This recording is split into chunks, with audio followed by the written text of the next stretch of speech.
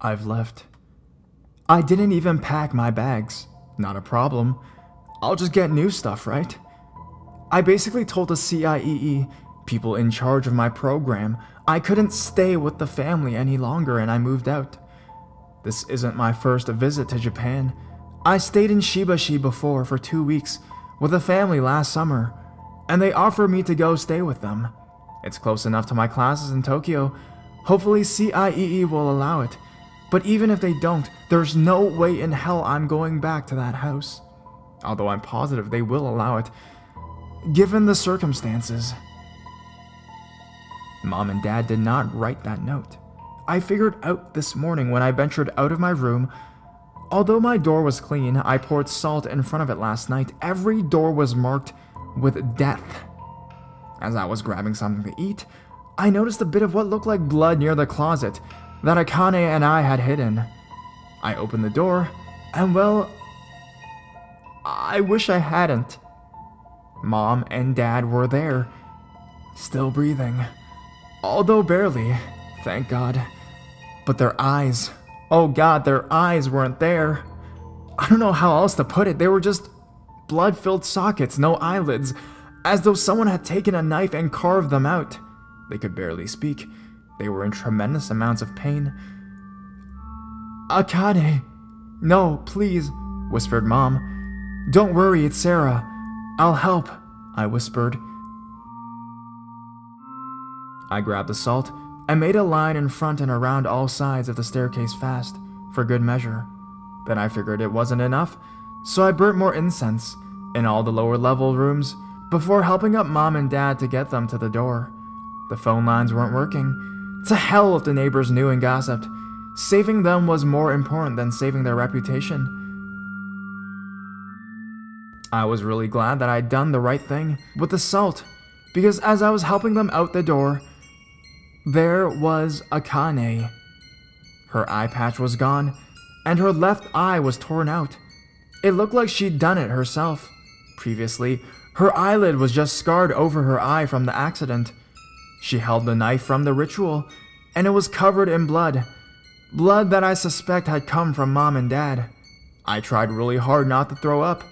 Her right eye stared at us, rolling around in her head crazily, and she smiled. Too bad I didn't find you. I freaked out. I yanked Mom and Dad up and out of the house, ran to the neighbors for help, and got an ambulance. As I left, the current window of Akane's room fluttered, and I swear, I saw her eye peeking out. I went to the shrine next. He told me that I was still fine, that the salt and incense had protected me and I was pure in spirit. But I pleaded with him to cleanse the house. I told him about Akane, I gave him the address, and he promised he would help by making a house visit.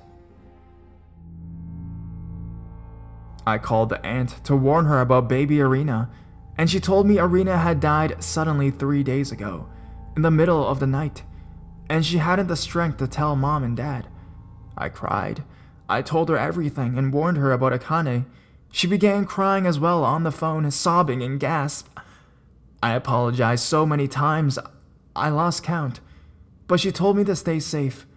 For Arena. I then called up my old host family in Shiba, hopping on a train to Tokyo to meet up with them, and moved in a couple of hours ago. I'm not sure if the priest was able to help Akane or not, but there's no way I'm going back to that house for a long, long time. Some of you guys have been worried about visiting Japan after reading this. Ironically, I would encourage it. However, whatever you do, don't fuck around with the occult here. This isn't Ouija board shit, this is full-scale death. Curses, misery, please just don't do it. Every time I close my eyes, I see Mom and Dad's empty eyes, and I'm terrified. Terrified of Akane. I keep incense and salt in my room, and I hung talismans here. I feel safe. For now. How long will it take until I'm found? Update 1.